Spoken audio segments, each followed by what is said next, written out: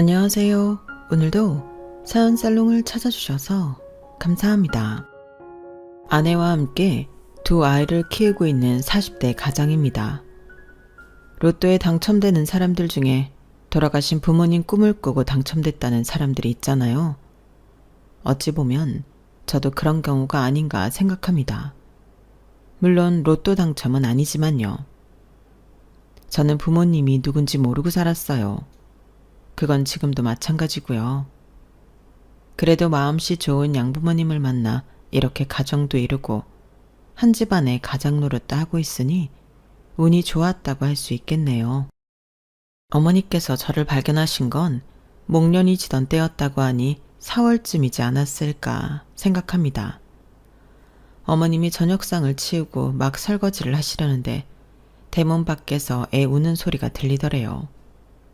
누가 애를 데리고 왔나 하고 대문을 열었더니 대문 계단에 라면 박스가 하나 놓여 있었고 그 안에 태어난 지 얼마 안 된 제가 들어있었다더군요. 주변을 둘러봐도 인기척이 없어서 어머니께서는 얼른 저를 안고 집으로 들어가셨대요. 아무리 봄이라지만 아직은 바람이 쌀쌀하던 때라서 그런가 제 뺨이 싸늘하게 식어 있었다고 하더군요. 당시 양부모님 댁은 형편이 그리 넉넉한 편도 아니었고 자식이 5이나 있어서 업둥이까지 키울 여력이 안 됐어요. 이미 장성에서 서울에 가정을 꾸린 큰형과 큰 누나를 제외하고 나머지 3명의 자식들이 아직 학생 신분이었거든요. 큰아들 대학 공부까지 시키고 장가까지 보내느라 밭도 팔고 소까지 팔아치운 마당에 입을 하나 늘리는 건 바보 같은 짓이니까요. 그래서 아버지께서는 저를 키우는 걸 반대하셨어요. 이놈의 여편네야, 내 새끼들도 먹여 살리기 힘든 판에 남이 버린 새끼까지 나보고 키우라고? 내가 무슨 자선사업가야? 안 그래도 셋째 대학은 어떻게 보내나 한 걱정인데 어떻게 애미라는 사람이 이렇게 한가한 소리를 해? 당장 내다 버려. 어떻게 그래요? 옛부터 업둥이는 복덩이라고 하잖아요. 그러니 우리가 키웁시다. 이 어린 게 살겠다고 발버둥 치는데 어떻게 모른 척을 해요? 인겁을 쓰고 산 목숨을 그러면 안 되는 거잖아요. 몇 년 뒤면 셋째랑 넷째도 고등학교 졸업할 테니 지들 몫은 알아서 하고 살 거고 그러면 막내 하나 남는 건데 거기 하나 더 키운다고 크게 돈 들어갈 것도 아니잖아요. 요 작은 게 먹으면 얼마나 먹는다고요. 그러니까 여보, 우리가 키웁시다. 남의 자식 잘 키워주면 우리 자식들한테도 분명 좋은 일이 생길 거예요. 남의 새끼 위해서가 아니라 내 새끼들 위해서 키운다 생각하자고요. 어머니의 끈질긴 설득 덕분에 아버지는 저를 호적에 올려주셨어요. 그렇게 저는 6남매 중 6째가 될 수 있었답니다. 제 출생의 비밀은 딱히 감출 일도 없었지만 감춰지지도 않았어요. 농촌에선 한 집 건너가 친척이고 사돈인데 저희 집에 업둥이가 들었다는 소문이 퍼지지 않을 리 없었죠. 어릴 땐 철없는 동네 아이들의 놀림으로 울기도 많이 울었지만 그럴 때마다 저희 양부모님은 저를 놀린 아이 집까지 찾아가 불같이 화를 내셨어요. 특히 처음엔 저를 받아들이기 꺼려했던 아버지가 더 무섭게 화를 내셨죠. 언놈의 새끼가 우리 집 막내더러 고하라고 그랬어? 옳지, 네 놈이구나. 너 이놈, 내 앞에서 다시 한번 말해봐라. 우리 재우가 고하냐? 위로 형이 3이나 있고 누나가 2이나 있고 이렇게 아버지 어머니가 두 눈 시퍼렇게 뜨고 살아있는데 우리 집 막내가 고하라는 게 말이 되냐고? 말해봐라 이놈아. 꿀단지를 왜 물었냐? 왜 대답을 못해? 앞으로 누구든지 간에 우리 막내한테 허튼 소리 짓거렸다가는 내가 아주 주둥이를 확 찢어버릴 줄 알아. 평소 말수 적고 남들한테 싫은 소리 한번 안 하고 사신 아버지였지만 저와 관계된 일이라면 2팔 걷어붙이고 나서서 싸우시곤 했어요. 그런데 처음부터 아버지가 저한테 이렇게 호의적이었던 건 아니었어요. 거기에는 그럴 만한 사정이 있었던 거죠. 제가 초등학교에 들어가기 직전까지만 해도 저는 집에서 아버지 눈칫밥을 먹고 자랐어요. 반찬 투정은 언감생심, 조용히 밥을 잘 먹어도 많이 먹는다고 혼나고, 그래서 밥을 조금만 먹으면 어린 놈이 벌써부터 반찬 투정하냐고 핀잔을 주셨거든요. 거기다 제 위에 5 형제들과는 저를 늘 확연히 구분하셨는데, 친자식들한테는 내 새끼들이라는 표현을 쓰셨지만 저한테는 이놈의 새끼, 저놈의 새끼라고 칭하셨거든요. 그런데 이랬던 아버지가 저라면 꿈뻑 죽게 된 사건이 벌어진 거예요. 제가 초등학교에 들어갔던 그 해는 연애보다 여름 기온이 높았는데, 자식들 뒷바라지하며 먹고 살아야 하는 아버지는 날씨를 탓하며 집에서 쉴 수만은 없었어요. 그래서 아침 일찍부터 논에 나가 일을 하셨는데, 땡볕 더위에 농약을 뿌리시다가 그만 쓰러지셨던가 봐요. 저는 학교에서 집까지 가려면 가는 길에 저희 논 옆으로 지났어야 했는데, 그때 마침 논두렁에 사람 손이 툭 튀어나와 있는 게 보이지 뭐예요. 혹시 아버지가 낮잠을 주무시고 계신가 해서 가봤더니 농약통을 등에 진 채 바닥에 쓰러져 계시더라고요. 그 길로 옆논으로 달려가 한창 일하고 계신 동네 어르신을 불렀고, 그분들 덕에 아버지는 의식을 차릴 수 있었어요. 그렇다고 그 일로 바로 저를 대하는 아버지 태도가 바뀐 건 아니고, 이후에도 비슷한 일이 있었어요. 이듬해 봄이었는데 아버지가 밭일을 하시다가 뱀한테 물리신 거예요. 제가 아버지를 발견했을 때는 아버지가 뱀독 때문인지 정신을 잃어가고 있었는데, 제가 달려들어 물린 부위의 피를 입으로 빨아 뱉어냈고, 이후 동네 어르신들의 도움으로 보건소에 갔더니 의사 선생님이 그러시더라고요. 천만다행입니다. 아드님이 빨리 독을 빼내서 사셨어요. 이런 기특한 아들을 두셨으니 어르신은 아무 걱정 없으시겠습니다. 2번이나 아버지 목숨을 구한 덕분에 그 후로 저는 집안의 천덕꾸러기에서 아버지의 사랑을 독차지하는 귀한 막내 아들로 탈바꿈 할 수 있었어요. 이놈의 새끼, 저놈의 새끼로 불리던 호칭도 당연히 내 새끼, 우리 막둥이로 바뀌게 되었고요. 물론 형들과 누나들은 아버지의 이런 변화를 탐탁치 않게 생각했지만요. 눈칫밥을 먹고 살던 제가 이제는 어엿한 이 집안 자식으로 살게 되었지만, 그렇다고 해서 눈치 안 보고 살 수는 없었어요. 물론 부모님께서는 제가 원하는 거 다 하고 살라고 하셨지만, 그래도 그럴 수 있나요? 다른 건 몰라도 대학 문제만큼은 저도 어쩔 수 없이 부모님 눈치를 보게 되더라고요. 큰형과 셋째 형은 대학을 나왔지만 누나 둘과 둘째 형은 집안 형편 때문에 대학 문턱에도 못 가봤거든요. 그런데 업둥이인 제가 어떻게 대학에 보내달라고 할 수 있겠어요. 그렇다고 대학을 포기하고 싶지는 않아서 중학생 때부터 품팔이를 하며 돈을 모았습니다. 제가 또래보다 키도 크고 체격이 탄탄한 편이라서 저를 불러주는 곳도 많았고, 덕분에 고등학교 3학년 봄까지 모은 돈이 첫 학기 대학 등록금을 하고도 남을 정도였어요. 농어촌 특례 입학을 노렸던 저는 입학만 하면 나머지는 학교 다니면서 벌면 된다 생각하고 있었어요. 부모님께도 일찌감치 그렇게 말씀드려놨고요. 그런데 사람 일은 모르는 거라고 대학 진학을 앞두고 큰형이 하던 사업이 꼬꾸라진 거예요. 정확히는 사업이 망한 건 좀 됐는데, 그동안 집에서는 쉬쉬하다가 더는 어쩔 수 없는 상황이 돼서 집에 연락을 했던 거지만요. 당장 식구들이 길거리에 나앉게 생겼다며 땅 좀 팔아서 도와달라더군요. 유일한 생계 수단인 땅을 팔면 부모님은 앞으로 뭘 먹고 살라는 건지. 이미 큰형이 대학에 다닐 때 소도 팔아먹었고, 결혼할 때 신혼집 마련한다고 밥까지 팔아먹으면서 정말 너무하다는 생각이 들었어요. 당연히 나머지 형들과 누나들도 안 된다고 난리였죠.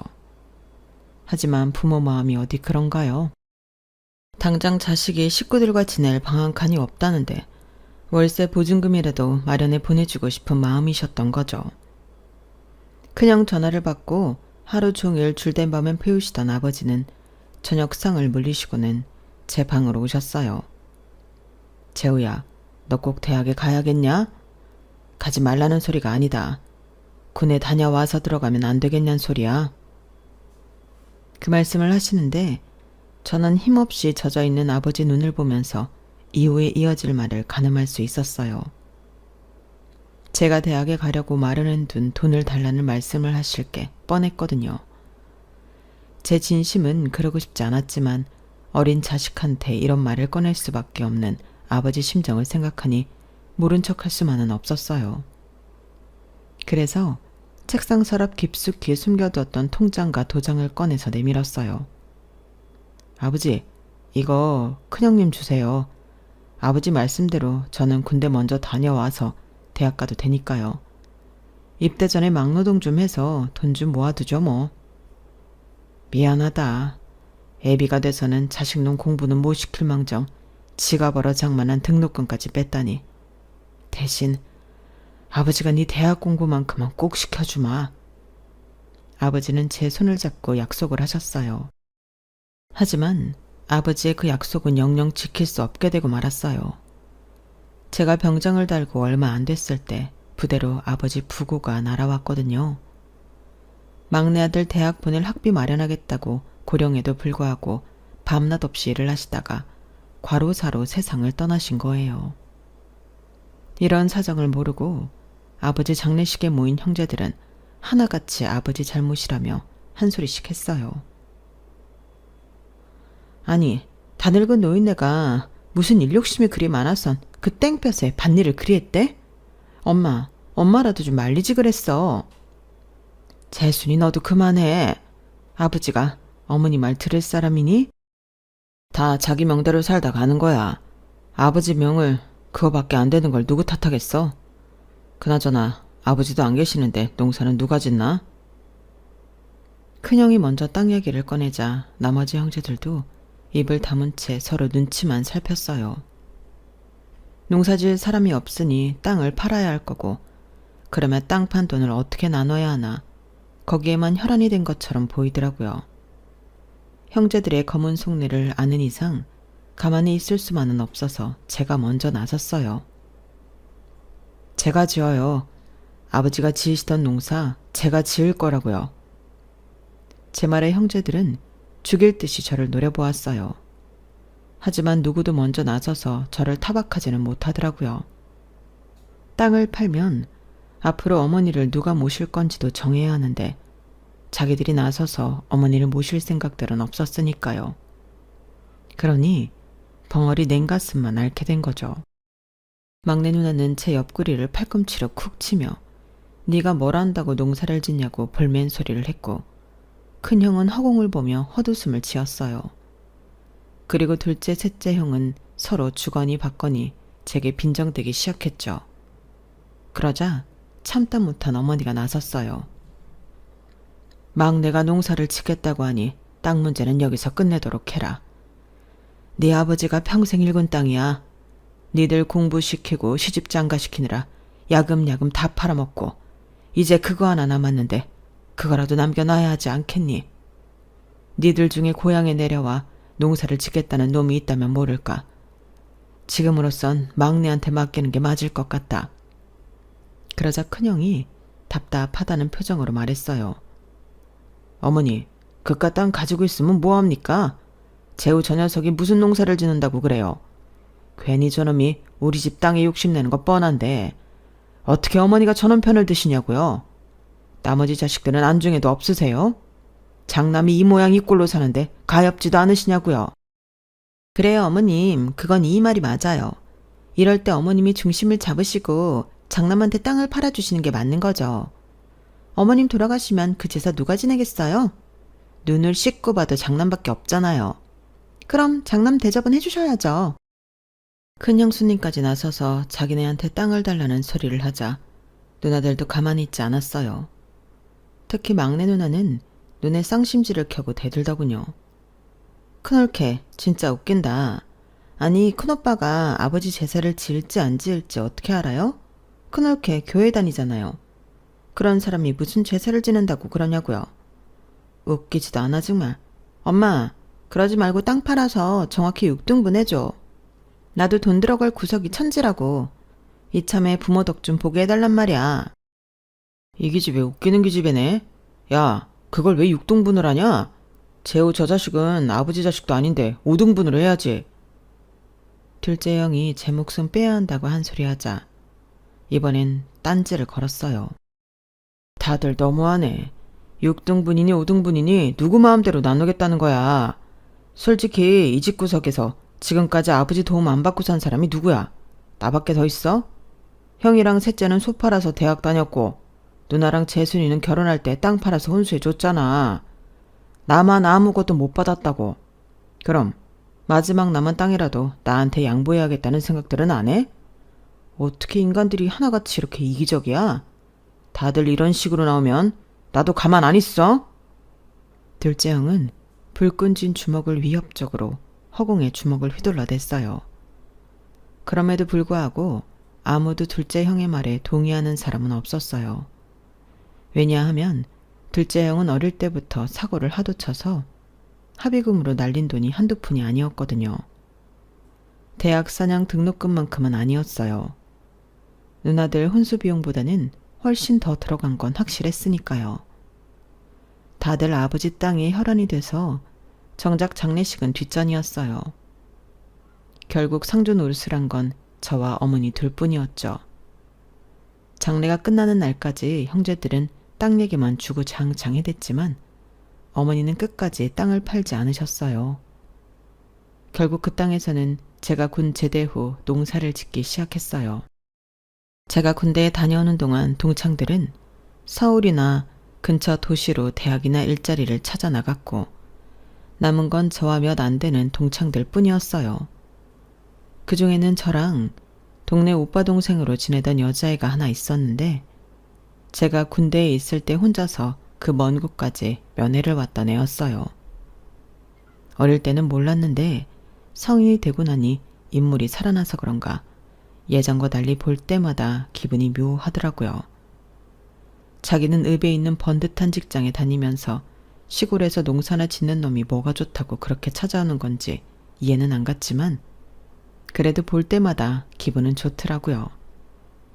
생각해보면 중고등학생 시절부터 그 애는 동네 남자애들한테 인기가 좋았어요. 아담한 체격에 예쁘장하고 새침한 성격이 남자들이 딱 좋아할 타입이었거든요. 하지만 저는 한 번도 이 애를 이성으로 생각했던 적이 없었어요. 왜냐하면 이 친구 부모님이 우리 동네 이장님이었거든요. 이장님 장남은 서울에서 변호사 생활을 하고 있고 둘째 아들은 고등학교 수학선생이고 큰딸은 대학에서 강의를 하고 있었어요. 솔직히 저희 집에 비하면 대단한 집안이기도 하고 제 출신이 남들 앞에 내놓기 떳떳하지 못한지라 애초에 모도를 나무는 쳐다보지도 않았던 거죠. 그런데 자꾸 저한테 다가오니까 저도 참 미치겠더라고요. 제가 밀어내야 하는 게 맞다는 건 알지만 내심 그러기 싫다는 마음도 있었으니까요. 그래서 하루는 솔직하게 말을 했어요. 경은아, 솔직히 나는 네가 싫지 않다? 아니, 싫지 않은 게 아니라 여자로서 많이 끌려. 하지만 내 처지가 이 모양이라서 너랑 어떻게 해볼 용기가 나지 않아. 혹시라도 가벼운 마음으로 나한테 다가오는 거라면 그러지 말았으면 한다. 내가 너무 힘들거든. 이렇게라도 내 마음을 전하고 나머지는 경은이가 판단해 주기를 바랐어요. 내 입으로 사귀자는 말은 염치가 없어서 도저히 못할 것 같았거든요. 그런데 오빠, 남자가 왜 이렇게 자신감이 없어? 내가 오빠 좋아하는 거 오빠도 알잖아. 좋아하지도 않는 남자를 미쳤다고 군대까지 면회를 다녔겠어? 그리고 오빠 처지가 어때서? 업둥이라서? 아니면 농사꾼이라서? 오빠가 오빠 친부모 얼굴도 모르고 살게 된 게 오빠 잘못은 아니잖아. 그걸 왜 오빠가 창피해해? 오히려 칭찬받아야지. 양부모 밑에서 자랐어도 누구보다 바르고 성실하잖아. 그리고 농사꾼인 게 뭐? 우리 아빠도 농사꾼이야. 내가 농부 자식인데 내 남자가 농사꾼인 게 창피하겠어? 그냥 난 이재우라는 남자 자체가 마음에 드는 거라고. 그러니까 이런 나약한 소리 하지 말고 제대로 프로포즈나 해. 여자를 몇 년이나 기다리게 했으면 그 정도는 해줘야 하는 거잖아. 만만치 않은 여자라는 건 알고 있었지만 이렇게 강단 있는 사람인 줄은 그때 처음 알았어요. 이 정도로 강한 사람이라면 나 같은 놈이랑 만나서도 꿀리지 않고 버텨나갈 수 있겠다는 확신까지 들더라고요. 그래서 그날 밤 예정이 없던 프로포즈를 했고 그렇게 우리는 사귀게 되었어요. 하지만 경은이랑 사귀는 동안 이장님께는 솔직하게 우리의 교제 사실을 알리지 못했어요. 그랬다가는 당장 헤어지라는 소리를 들게 될 것 같았거든요. 그런데 그러던 어느 날 이장님이 저희 집에 오셔서 그러시는 거예요. 이놈아, 평소에 우리 집 문턱에 닳도록 드나들던 놈이 내 딸이랑 사귀고부터는 왜 이렇게 콧배기도 안 보여? 미래의 장인한테 잘 보여도 시원찮을 판에 벌써부터 처가랑 거리를 두고 살 생각인 거냐? 괘씸한 놈 같으니라고. 이장님, 제가 경은이랑 만나는 거 어떻게 하셨어요? 내 딸인데 애비가 돼서 모르면 누가 알아? 고개 콩알만 할 때부터 재훈 이놈한테 시집가겠다고 노래를 불러왔는데 모르는 게 이상하지. 나한테 잘 보이려면 일단 우리 집 드나들며 네 장모 될 사람부터 구슬려 놔. 요새 경은이 혼처자리 알아본다고 난리니까. 뜻밖의 이장님 지원을 받게 된 저는 이장님 말씀대로 예비 처가에 뻔질나게 드나들면서 예비 장모님 마음을 사려고 부단히 노력을 했어요. 하지만 좀처럼 저를 사윗감으로는 보시지 않더라고요. 아니, 제 마음을 알면서도 일부러 모른 척 하셨다고 하는 게 맞겠네요. 그러면서 기어이 경은이를 근처 도시에 사는 공무원이랑 선을 보게 할 거라고 하시길래 답답한 마음에 못 마시는 술까지 마셨지 뭡니까. 술에 취해서 어머니 앞에서 푸념을 했던 모양인데 다음날 눈을 떠보니 동네가 아주 난리가 났더라고요. 저희 어머니께서 이장님 댁에 찾아가 경은이 어머님께 따졌던 모양이었어요. 우리 막내가 어때서 이렇게 사람을 무시하는 거야? 우리 막내처럼 착하고 성실한 사람이 어디 흔한 줄 알아? 공부도 잘해서 서울에 있는 대학에도 갈 놈이었는데 그가 모아둔 돈으로 지 큰형 도와주느라 못 간 거라고. 그런데 왜 자네가 우리 아들을 무시해? 왜 내 아들 눈에서 눈물을 빼느냐고. 아우 형님, 누가 재우더러 뭐랬어요? 재우 착하고 똑똑한 거야 나도 알죠. 하지만 내 딸은 못 주겠는데 어떡해요. 내가 재우가 싫어 이러는 거 아니에요. 솔직히 돈 많고 학벌 좋다고 여자 무시하는 놈들에 비하면 재우가 100배 1000배 낫죠. 그럼 왜 경은이 결혼을 딴 놈이랑 시키려는 건데? 그러자 경은이 어머님은 잠시 망설이시더니 솔직하게 말씀하셨어요. 형님 자식들 때문에 그래요. 형님이 배 아파 난 자식들 때문에 우리 경은이 그 집으로 시집 보내기 싫어 그래요. 하나같이 욕심만 그득해서는 부모가 고생하는 건 생각도 않고 돈 빼갈 궁리들만 하잖아요. 우리 경은이 재우랑 결혼시키면 그 집 살림 누가 하겠어요. 우리 경은이 몫이잖아요. 시부모 부양하는 거야 자식된 도리라고 하지만 그렇게 형님 모셔봐야 형님 죽고 나면 얼마 안 되는 땅떼기 누구 입에 들어가겠어요. 형님 배 아파 난 자식들 입에 들어가는 거 안 봐도 비디오 아니냐고요. 죽어라 고생만 하고 남 좋은 일만 시킬 게 뻔한데 어떻게 내 딸을 그 집에 보내요? 형님이라면 형님 딸들을 그런 집에 보내겠냐고요. 경은이 어머니를 통해 의외의 대답을 들으신 어머니는 잠시 당황하셨지만 이내 마음을 가라앉히고 말씀하셨어요. 그런 거라면 걱정하지 마라. 난 우리 재호랑 같이 살 생각 없으니까. 재호 결혼하면 따로 살림 차려줄 거고 나 죽고 난 뒤에 땅이랑 집은 우리 돕고 밥 챙겨 먹이는 자식한테 줄 거야. 아우 형님, 형님이 그런다고 형님 자식들이 그 뜻을 따른대요? 어림도 없어요. 그 말에 어머니는 이장님 댁 거실로 성큼성큼 들어가 병에 걸린 달력 뒤편에 각서를 쓰셨어요. 저를 따로 분가시키겠다는 것과 전 재산을 우리 집 강아지 돕고 밥 챙겨주는 자식한테 주겠다는 내용이었어요. 그랬더니 경은이 어머니도 지지 않고 서울에서 변호사 생활을 하는 큰아들한테 전화해 이 각서가 법적 효력이 있는 건지 물으셨고 공증을 받아야 한다는 말에 두 분이 인근 도시까지 나가 각서에 공증까지 받아오셨어요. 그렇게 저는 두 어머니 덕분에 경은이와 결혼을 하게 됐고 본가와 처가 중간쯤에 집을 얻어 신혼살림을 시작했어요.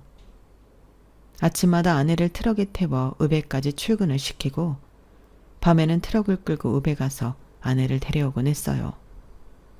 남들은 이런 저를 보고 팔불출이라고 놀려댔지만 좋은 걸 어쩌겠어요. 아무것도 없는 나를 믿고 어려운 결정을 해준 사람인데 서울이라고 출퇴근을 못 시키겠어요?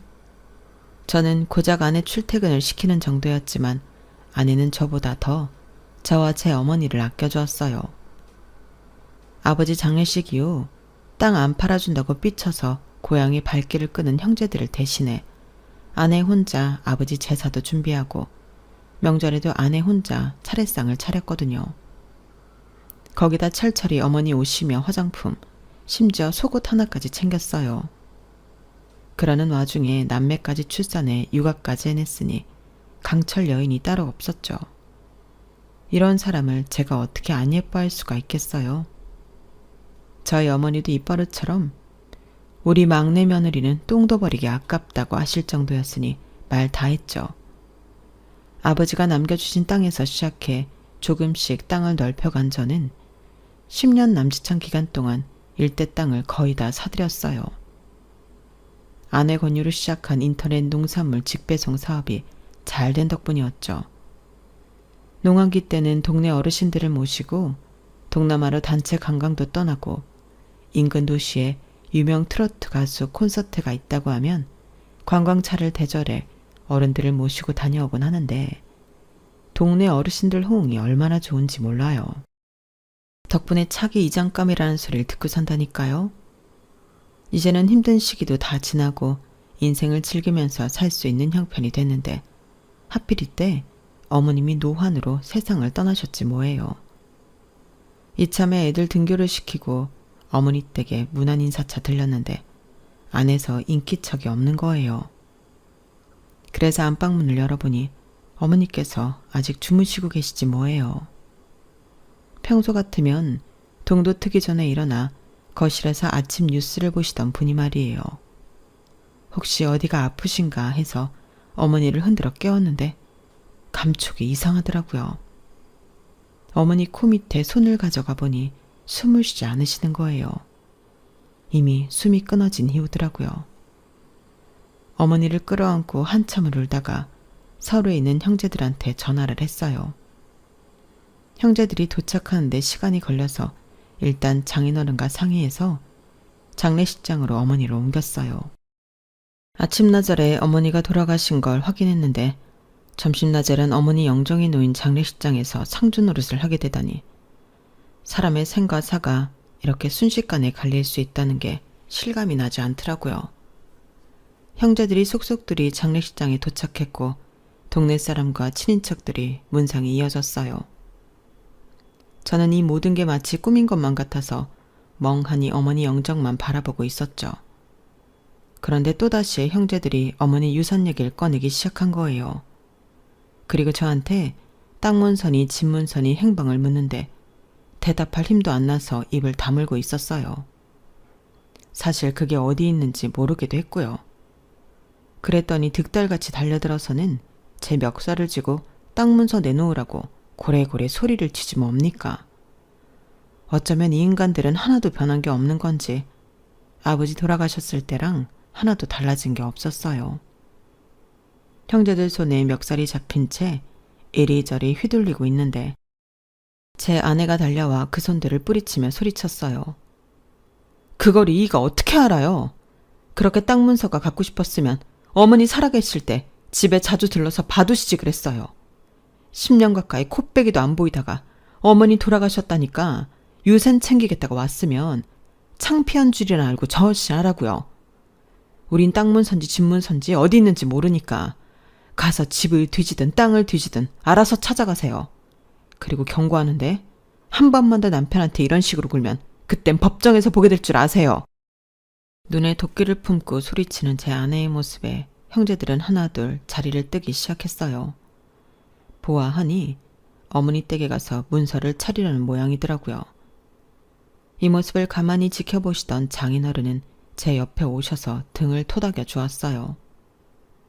그래도 안사돈 옆에 이렇게 착한 아들이 하나라도 있어서 다행이네. 지부모 장례식장에서까지 돈만 밝히는 저 짐승 같은 놈들 때문에 마음 다칠 거 없다. 넌 그저 어머니 가시는 길 마지막까지 잘 보내드리면 돼. 그렇게 자식 노릇하면 되는 거다. 장인어른의 위로에 저도 모르게 눈물이 흘렀어요. 내 처지가 슬퍼서 그랬던 건 아니고 우리 어머니가 가여워서 눈물이 멈추지 않더라고요. 그날 어머니 댁에 가서 온 집안을 뒤엎고 문서를 찾던 형제들은 결국 아무것도 찾지 못한 채 장례식장으로 돌아왔어요. 그리고는 재차 제게 문서들의 행방을 물어댔어요. 모른다고 몇 번이나 답을 하자 큰 형이 나서서 제안을 하나 하더라고요. 좋아. 그럼 누가 됐든 먼저 문서를 찾는 사람이 땅이고 집이고 다 갖는 걸로 하자. 어때? 그리고 혹시라도 나중에 딴소리 하는 사람이 있을지 모르니까 각서를 작성해서 공증부터 받자고. 니들도 알겠지만 공증을 받아놓으면 법적으로도 효력이 있는 거니까 나중에 딴소리하면 안 되는 거야. 그렇게 5 형제는 머리를 맞대고 각서를 작성했어요. 마침 변호사인 처남이 장례식장에 와 있던 참이라 변호사 입회하에 각서는 작성됐고 장례식이 끝난 뒤 공증 작업까지 마쳤어요. 그리고 그날부터 어머니 댁은 수시로 찾아와 집안을 뒤지는 형제들 때문에 난리법석이었어요. 어머니가 키우시던 개 독구가 잠도 제대로 못 잘 정도로요. 그래서 형제들한테 얘기해서 독구를 우리 집으로 데리고 왔어요. 어머니도 안 계신데 잠자리까지 바뀌면 힘들어할까봐 개집 채로 옮겨다 마당에 놓았죠. 아침 저녁으로 독구 밥 주러 어머니 댁에 가곤 했는데 그때마다 엉망이 되어버린 집을 보는 게 너무 힘들었거든요. 이제는 독구를 우리 집에 데려다 놓았으니 더는 그 꼴을 안 봐도 돼서 다행이다 싶었어요. 그런데 그날 밤 꿈에 어머니가 나오신 거예요. 저희 집 마당에 놓인 평상에 앉으셔선 독구집을 손가락으로 가리키고 계시지 뭐예요. 어머니 언제 오셨어요? 오셨으면 안으로 드시지 왜 거기 계세요? 혹시 독구가 걱정돼서 오신 거예요? 그런 거라면 걱정 마세요. 독구 밥은 제가 잘 챙기고 있으니까요. 그런데도 어머니는 빙그레 웃으시면서 계속 독구 집만 가리키고 계시지 뭐예요. 도대체 왜 이러시나 의아하던 차에 아내 목소리에 꿈에서 깨고 말았습니다. 눈을 떠보니 아침에 아내가 독구 밥을 주러 나갔다가 저를 불러대지 뭐예요. 손에 검은 봉지를 든 채 말이죠. 독구집 청소해 주려고 바닥에 깔린 낡은 옷가지를 치웠는데 거기서 이게 나왔다는 거예요. 몇 겹으로 단단하게 쌓여있는 비닐봉지를 뜯어보니 세상에 형제들이 그토록 찾던 땅이랑 집 문서가 거기 들어있지 뭡니까. 형제들한테 연락하기 전에 장인어른께 먼저 그 얘기를 했더니 옆에서 듣고 계시던 장모님이 안방으로 달려가 뭔가를 꺼내오셨어요. 이거야. 자네 어머니가 나한테 써줬던 각서. 난 이게 뭔 소린가 했더니 정말 독구 밥 주는 자식한테 유산을 남겼네? 장모님이 내민 각서에는 저희 부부가 결혼 전에 두 어머니께서 약속하셨던 내용이 적혀 있었어요. 하나는 분가를 시키겠다는 것과 다른 하나는 유산을 독구 밥 챙겨주는 자식한테 모두 주겠다는 내용이었죠. 안사돈이 현명한 판단을 하셨구만. 일단 자네 형제들부터 부르게. 다들 있는 앞에서 각서 들고 확실히 해놔야 뒤탈이 없으니까. 그리고 경은아, 네 오래비도 불러라. 변호사가 옆에 있어야 그것들이 딴소리를 못할 거 아니냐? 문서를 찾았다는 연락에 다들 득달같이 달려왔어요. 그러면서 애초에 저는 친자식이 아니니 유산 상속에서 제외해야 한다며 자기들끼리 나눠 가지겠다고 하더군요. 그 말에 장인어른이 어머니가 남긴 각서를 바닥에 펼치셨어요. 그건 안 되겠네. 이미 자네 어머니가 10여 년 전에 이런 각서를 남기셨거든. 여기 적힌 대로 독구 밥 챙겨주는 자식한테 주겠다고 써있는 거 보이지? 그럼 묻겠네. 자네들은 그동안 독구 밥을 몇 번이나 챙겨줬나? 한 번이라도 챙겨준 사람이 있으면 말해보게. 아무도 없지? 부모가 세상을 떠났는데도 상주 노릇은 할 생각도 않고 땅 문서 찾겠다고 집을 그 꼴로 만든 것들이 자기 어머니가 아끼던 걔한테 밥 한 번 챙겨줬을 리 없지 않는가? 그러면서 무슨 부모 유산을 받겠다고 그래? 니들처럼 인간 같지도 않은 것들한테 그럴 권리가 있기는 해? 여기 변호사도 있으니 이 각서가 효력이 있는지 물어보고 확인이 끝나면 내 집에서 나가주게. 네 놈들이 오니까 아주 집안에서 똥꾸렁내가 진동하는 것 같아서 못 참겠어. 결국 그날 형제들은 변호사인 큰처남한테 사실 확인을 받고도 못 믿겠다며 욕설을 퍼부으며 집을 나섰어요. 하지만 그날 이후 누구도 유산에 대해 소송을 걸거나 딴지를 걸어오는 일은 없었어요. 해봐야 소용이 없다는 걸 알아서 그런 걸 테죠. 솔직히 어머니가 남긴 유산에 대해서는 딱히 욕심이 없어요. 제가 그동안 벌어놓은 재산만으로도 충분히 살아갈 수 있으니까요. 하지만 부모를 자기들 필요할 때만 빼먹는 벽장 속 곶감처럼 생각하는 인간들한테는 10원짜리 동전 하나 주고 싶지 않습니다. 그런 자식들보다는 늘 어머니 곁을 지키며 재롱을 떨었던 독구가 더 낫다고 생각하거든요. 부모 얼굴도 모른 채 집 앞에 버려진 저를 길러주신 양부모님 재산은 제가 살아있는 동안 끝까지 지낼 생각입니다. 혹시라도 제가 문서를 못 찾을까봐 꿈에까지 찾아와 알려주시던 어머니를 제가 어떻게 모른 척 하겠습니까? 끝까지 어머니 곁을 지켜준 독구도 잘 키울 테니 어머니는 아무 걱정 마시고 그곳에서 아버지와 함께 편히 쉬시길 바랍니다. 지금까지 제 사연을 들어주셔서 감사합니다. 여러분들도 하루하루 행복한 삶을 사시길 바라며 건강하십시오. 여러분, 사연 댓글에 응원과 현명한 조언 부탁드려요. 좋아요와 구독은 저에게 큰 힘이 됩니다. 오늘도 좋은 일 가득하세요.